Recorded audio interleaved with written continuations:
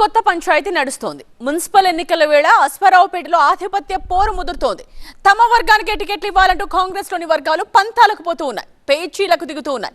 సీట్ల సిగపట్లతో అధికార పార్టీ తలపుప్పి కడుతోంది. ఉమ్మడి ఖమ్మం జిల్లాలో ఆ ఎమ్మెల్యేకైతే మున్సిపల్ టికెట్ల వ్యవహారం మంట పుట్టిస్తోందట. పాత కొత్త ఫైటింగ్, టికెట్ల కోసం లాబీ.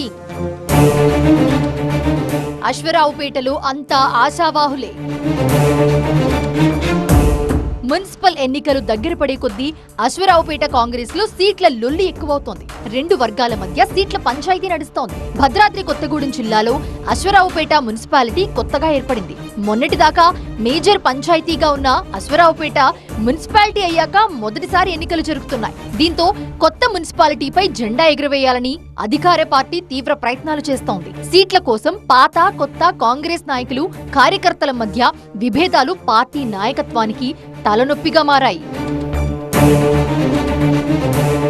అశ్వారావుపేట నియోజకవర్గంలో ఇటీవల పంచాయతీ ఎన్నికల్లో కాంగ్రెస్ పార్టీకి బీఆర్ఎస్ గట్టి పోటీ ఇచ్చింది. కొన్ని చోట్ల ఢీ అంటే ఢీ అనేలా తలపడి మెరుగైన ఫలితాలు సాధించింది.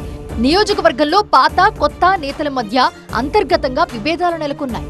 విపక్ష పార్టీ కూడా అశ్వారావుపేట మున్సిపాలిటీని ప్రతిష్టాత్మకంగా తీసుకుంది. సింబల్స్ తో జరుగుతున్న ఎన్నికలు కావడంతో పార్టీలు జాగ్రత్తలు తీసుకుంటున్నాయి.